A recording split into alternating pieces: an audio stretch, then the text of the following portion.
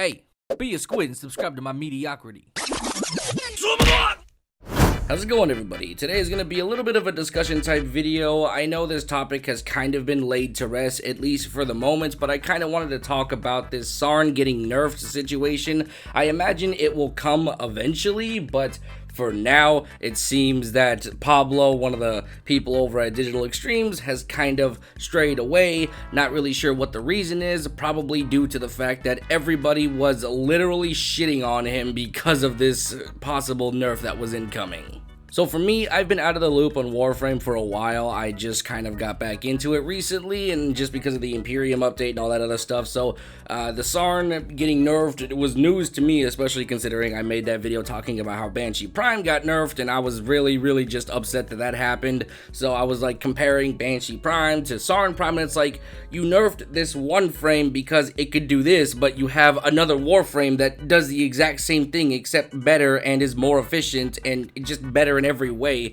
So I just didn't understand the logic in nerfing a Warframe and then you have something else in its stead doing the same thing.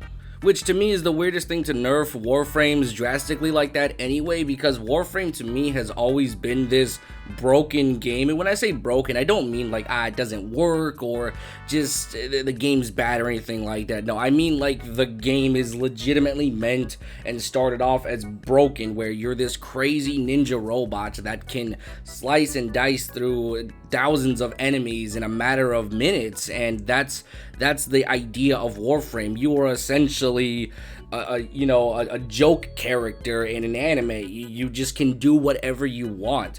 That is how Warframe has always been presented to me, and when I see Digital Extremes do these drastic, and I mean extremely drastic nerfs, I start to question whether or not they know where they started and how they presented this game and where they're trying to go with it.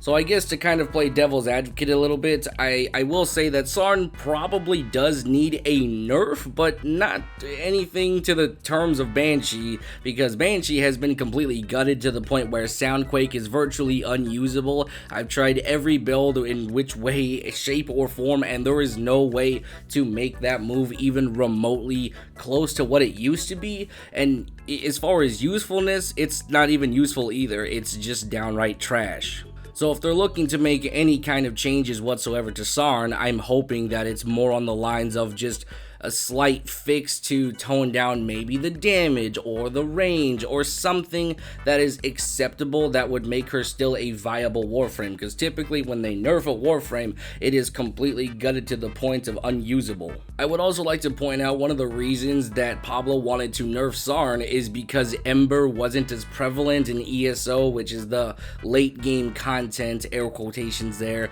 in Warframe, and I just don't really, like, why would you...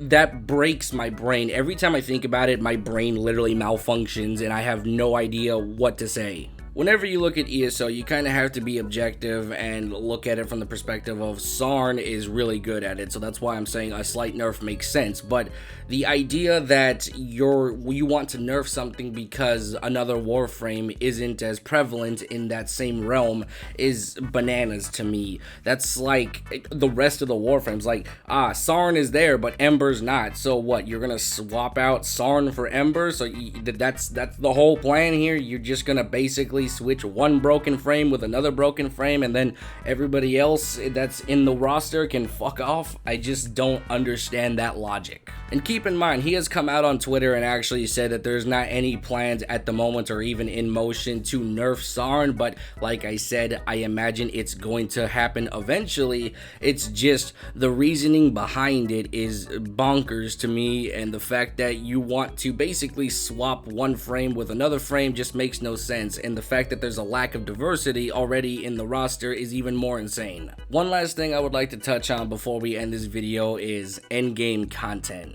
I went around looking on the forums just trying to figure out what is the end game content for Warframe. I figured since I've been away for a while, maybe they've added some new stuff that I missed or whatever, and at the moment, from all the research I've done, it's still the same old fashion frames, sorties, raids, and that's kind of the epitome, which whenever I start to look at them nerfing and buffing characters, I'm like, why is there not more content to utilize more frames and weapons to make them more of a viable situation, or at least less of like a meme niche situation? Because a lot of Warframes, I would say, are pretty meme-tastic and they have actually no practical use. Keep in mind, I'm not saying that other Warframes don't have any uses at all outside of the top tier Warframes. I'm saying that they have a niche use in comparison to the top tier Warframes. A decent example of this would be Hydroid or Necros. These Warframes are used for farming materials, and that's kind of it. That's their niche. And outside of that little bit of a niche, you don't have any kind of practical use for them other than playing for fun. And mind you, there's nothing wrong with playing these Warframes for fun. That's the whole point of this game. It's this broken game where you're free to do whatever you want with little to no restrictions. That's the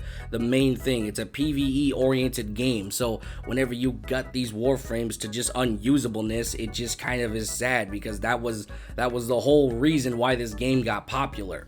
And I think that's where we're going to leave it off for today. I just kind of wanted to talk about the nerfs, a little bit of history of Warframe, and just my opinion. It was kind of eating away at me, so I wanted to discuss a little bit of something. So yeah, hopefully Digital Extremes maybe reflects on where they come from and focuses more on actual in-game content rather than, you know, expanding Warframe content or weapon content.